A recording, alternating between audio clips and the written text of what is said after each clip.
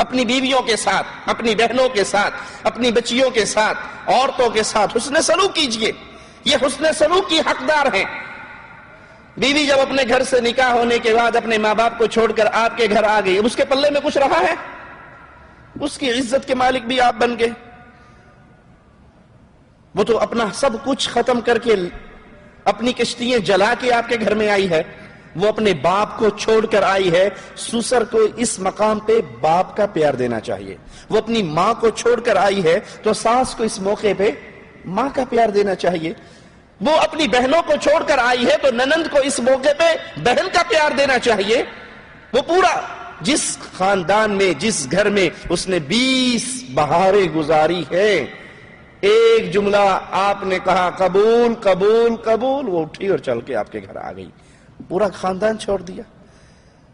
آپ کے سسر نے اپنے جگر کا ٹکڑا کاٹ کے آپ کے حوالے کر دیا. تب وہ آپ کے گھر میں آ گئی تو میدان جنگ نہ بنائیے اس گھر کو کہ احساس بھی تلاش کر رہی ہے کہ کوئی عیب مجھے ملے بیوی کا، بہو کا، میں فوراً بیٹے کے کان بھروں.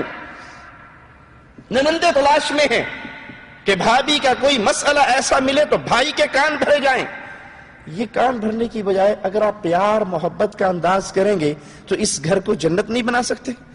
جس گھر کو آپ نے جہنم بنا لیا ہے، جو گھر میں داخل ہو رہا ہے ہر کسی کے منہ پہ 12 بجے میں ساس ادھر ناراض بیٹھی ہے، ننند ادھر ناراض بیٹھی ہے، بیوی اندر رو رہی ہے، خامن سر کھجاتا ہوا صحن کے اندر چکر کاٹ رہا ہے، کروں کیا؟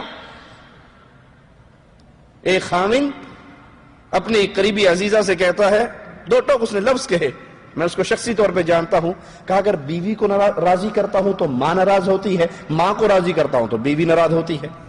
تو یہ ماں اور بیوی، اس کو انڈیا پاکستان نہ بنا، یہ کہ سیاسی جنگ ہے، یہ مارکا ہے، میدان ہے، یہ لڑائی ہے، یہ جھگڑا ہے، یہ 2 ملکوں کا فساد ہے. نہیں، وہ آپ کی بیٹی بن کے آئی ہے. وہ اپنے گھر کو چھوڑ کر آئی ہے، وہ اپنے خانوادے کو چھوڑ کر آئی ہے، وہ اپنے پیارے بھائیوں کو جن کے ساتھ وہ 20 سال کھیلی کھائی پی ان کو چھوڑ کر آئی ہے، جس ماں باپ کے سائے میں وہ 20 سال رہی ہے ان کو چھوڑ کر آئی ہے. اس کی قربانی چھوٹی نہیں ہے. اس کی قربانی کا خیال کیجئے اور اس کو پیار دیجئے. جب آپ اسے پیار دیں گے تو وہ بھی آپ سے پیار والا معاملہ کرے گی. اور اگر آپ اس کو میدان جنگ اور محاذ جنگ بنا لو گے کہ اس کی کوئی چھوٹی سے چھوٹی غلطی پتہ لگے صحیح اور ہم فوراً اس کے خامن کے کان بھرے، تو آخر اس کے ہاں بھی تو شیطان موجود ہے جو اس کا دل بھی خراب کرے گا. تو یہ عورت ضعیف عورت ہے، یہ کمزور عورت ہے. اس کے ساتھ اللہ کے حبیب علیہ الصلوۃ والسلام نے فرمایا کہ تم خیر خواہی کو پسند کرو اور قبول کرو، وہ تمہارے پاس پابند ہے، تم اس کے علاوہ ان پر کوئی اختیار نہیں رکھتے. وہ کہیں جا نہیں سکتی، وہ بغاوت کر نہیں سکتی. اکثر آپ نے دیکھا ہوگا گھروں کے اندر زبان درازی کا فتنہ بہت ہے. اکثر گھروں کے اندر کا یہ مسئلہ ہے، بیوی بڑی زبان دراز ہے، وہ بڑی بولتی ہے. جب اس کے ساتھ برا سلوک کرو گے وہ کچھ کر سکتی ہے؟ نہ وہ خاوند کو مار سکتی، نہ وہ ساس کو مار سکتی، نہ وہ ننندوں پہ ہاتھ اٹھا سکتی. پھر اس کے پاس کیا ہوتا ہے؟ زبان چلتی ہے. اس زبان کے زہر کو اگر روکنا ہے تو اس کے ساتھ اچھا سلوک کیجئے، پیار والا سلوک کیجئے. آپ اپنے مقابلے کے آدمی کو مارو گے تو وہ بھی آپ کو مارے گا. مقابلے کے آدمی کو مارو گے وہ بھی مارے گا. آپ کسی بچے کو مارو گے، بچہ آپ کو مار سکتا ہے؟ آپ سے کمزور ہے تو وہ کیا کرے گا؟ گالیاں دے گا. بچہ آپ جتنا مارتے رہو وہ اتنی گالیاں زیادہ دیتا رہے گا، کیونکہ وہ مار نہیں سکتا، وہ زبان چلا سکتا ہے. عورت آپ کے گھر میں کمزور ہے، وہ آپ کے تھپڑ کا مقابلے پر تھپڑ نہیں مار سکتی. ہاں پھر جب وہ مجبور ہو جاتی ہے پھر اس کی زبان کھل جاتی ہے. اللہ اس کے فتنوں سے، اس زبان کے فتنوں سے عورت کو بھی اور اس کے میکے والوں کو بھی، اس کے سسرال والوں کو بھی ہدایت عطا فرمائے کہ ان کے ساتھ اگر اللہ کے نبی صلی اللہ علیہ وسلم کی رحمتوں والا معاملہ کیا جائے تو اس کی زبان کو کنٹرول کیا جا سکتا ہے. اسی طرح پیارے حبیب علیہ الصلوۃ والسلام بیواؤں اور مسکینوں کے لیے بھی رحمت بن کر آئے. صحیح بخاری میں رسول اللہ صلی اللہ علیہ وسلم کا یہ فرمان موجود ہے، الساعی علی الارملہ والمسکین.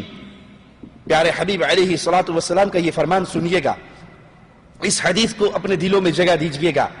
اس فرمان کو لے کر اپنے گاؤں میں، اپنی بستی میں، اپنے گھر میں، اپنے شہر میں، اپنے محلے میں لوٹیے گا. اس حدیث پہ عمل کیجئے اور دیکھیے پھر اللہ اجر و ثواب کا کتنا بڑا ماجرا آپ کے ساتھ پیش کرے گا. الساعی علی الارملہ والمسکین کالمجاہد فی سبیل اللہ.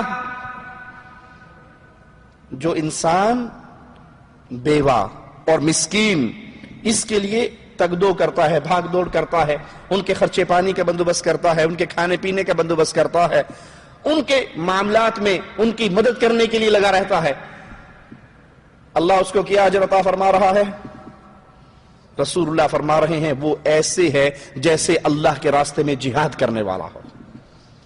بیوہ کا مددگار، یتیم کا مددگار، مسکین کا مددگار، کمزوروں کا مددگار، جو ان کی پلاننگ میں لگا رہے کہ اس مہینے کا خرچہ میں نے اس گھر میں بھیجنا ہے، اس گھر میں دال ختم ہے، اس میں آٹا ختم ہے، اس میں بجلی کا بل کوئی نہیں بھر سک رہا ہے، وہ یتیم گھرانہ ہے، وہ مسکین گھرانہ ہے، وہ بیوہ عورت ہے، اس کا کوئی سہارا نہیں ہے، چلو کوئی نہیں، میں اپنے سالن میں تھوڑا سا پانی زیادہ ڈال کے شوربہ کر کے ایک ڈونگا پڑوس میں بھی بیوہ کو دے آتا ہوں، اس بیچاری کو کوئی پالنے والا، اس پہ کوئی خرچ کرنے والا، اس کی نگہداشت کرنے والا کوئی نہیں ہے، اس کا خامن فوت ہو گیا ہے، یہ بیوہ ہو گئی ہے، میں اس کی مدد کرتا ہوں۔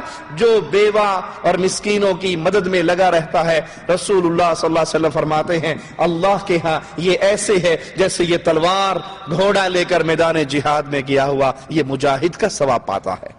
او القائم اللیل الصائم النہار، یا اللہ اس کو ایسا ثواب عطا فرماتا ہے جیسے ایک ساری رات قیام کرنے والے کو یا سارا دن روزہ رکھنے والے کو۔ کاروان دعوت قرآن و حدیث، مرکز جمعیت اہل حدیث پاکستان۔